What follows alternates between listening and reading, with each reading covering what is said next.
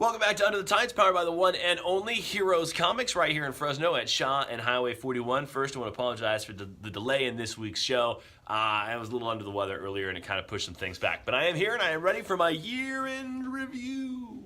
Under the Tights, in which we are going to talk about some of the movies that came out this year. Again, 2017 was a big year for comic films. Seems like movie studios have figured out, hey, there's some ready-made stories here. It makes our job easier. Let's do this. People seem to like it.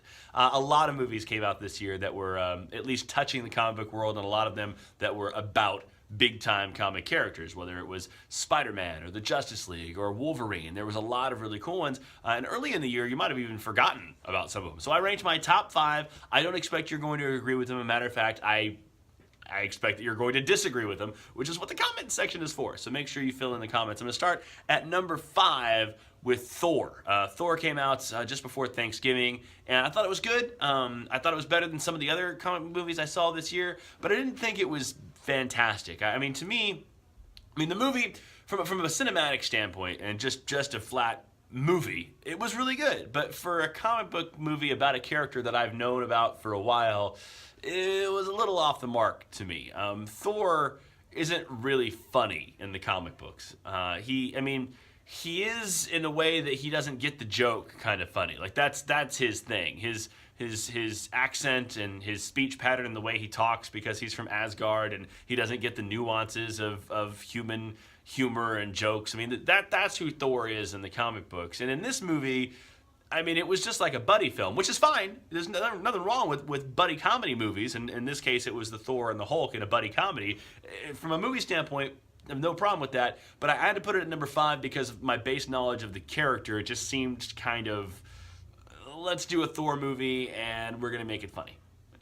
Okay, I guess. It was fun, but I thought there were some better ones out there, which takes me to my number 4 movie on my top 5 list of comic book movies for 2017, and that is the Justice League. I had some big hopes for this movie, and the beginning of this movie was a little too all over the place to land it in a higher spot than number 4.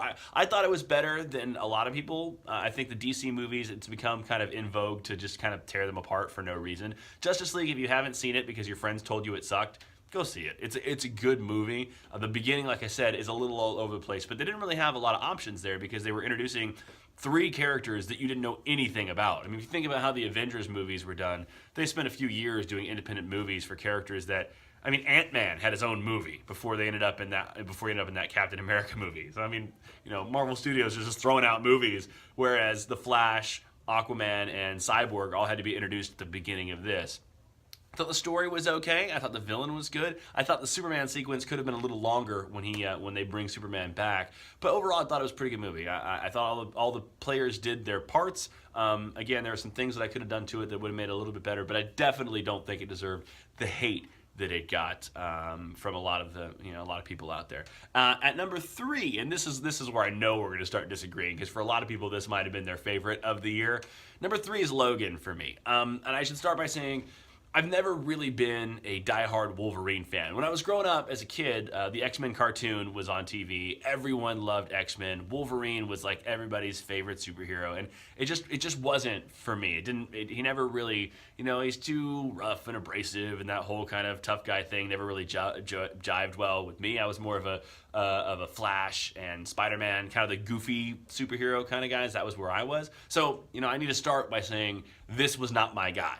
For a lot of people in my age demographic, maybe even you, this was your guy. So watching this story of an aging Wolverine whose healing factor has started to fail him and ultimately leading in, spoiler alert, his death, was dramatic and really, really touching in moments. I thought the movie was good, but it drug on a little too long, and I kind of saw where it was going, and I didn't really like the way they introduced X2 and the kind of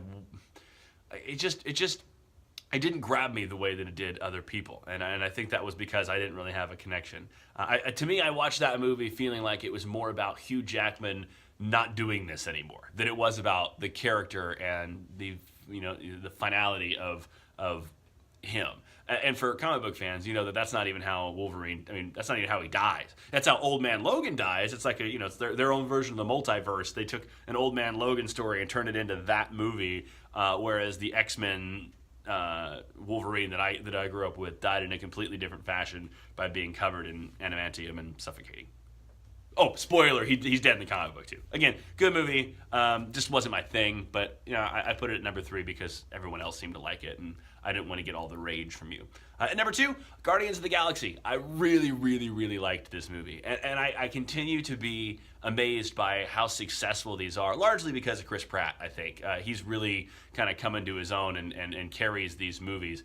But, I think about when the first one came out, years back, and how no one knew who these characters were. I mean, these were, I wouldn't even say B-level characters. Star-Lord, are you kidding me? These were characters that were given up on years before and tried to be patched together in various ways. I mean, you had to be really, really deep in the stacks at Heroes Comics to be hunting down a Guardians of the Galaxy comic book before that first movie came out. So the fact that this has become so successful and that these movies are so entertaining, I thought the storyline was great, getting to learn more about who his father really is and, the struggle, the personal struggle that he had to go through with kind of reconciling the truth about who he is, and his bond with his friends. And then at the end, how they kind of tied it all together and how they'll be coming into the Infinity War movie this next year. I thought it was really, really well done, and it was entertaining. You remember I said about Thor was entertaining, but it didn't seem to fit the character that I knew. This movie was entertaining and totally fit the script for who these characters are and how that first movie was done and how it continued on. So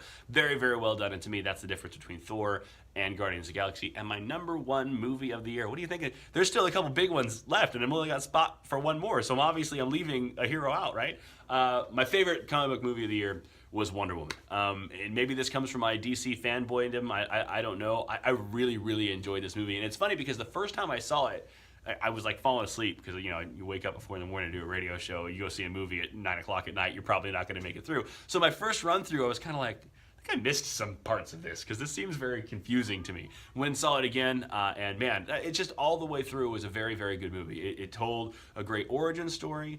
It didn't follow the same kind of just really dark narratives that some of the other DC movies had. I mean, it was a little bit more lighthearted when it needed to be. I thought that the actress did a phenomenal job of carrying that character and seeing how she developed while kind of not really understanding who she was or what her powers really were, what the extent of them were. I just overall, I really, really, really enjoyed every part of that movie, and I had hoped that was going to build into bigger things for DC with Justice League. I thought Wonder Woman was a far superior movie than anything they've put out over the last few years. I hope it still does allow Warner Brothers to keep making these kind of movies. But to me, those were my top 5. I don't expect you to agree with them. It's just my own personal opinion. But I got your Thor, I got your Justice League, I got your Logan, Guardians of the Galaxy, and Wonder Woman. You're asking where Spider-Man is? Didn't make the cut for me, man. It was all right. It was all right, but it did not feel like a Spider-Man movie at all. That just felt like an Avengers flick. It was more of an Iron Man movie, and hey, here's Spider-Man. I mean, Peter Parker didn't need Tony Stark to make him a suit. Like, that's not. So I wasn't feeling Homecoming for Spider-Man. I thought the actor did a good job, but the movie. Oh, and I thought that Michael Keaton as a villain was fantastic too. But other than that, just wasn't feeling that one. So those are my top 5. Let me know what yours are, and get into Heroes Comics. You still got a couple days before Christmas. If you want to get a great holiday gift for the comic book fan in your family, that's where you want to go. Heroes Comics, the one and only in Fresno on Shaw and Highway 41.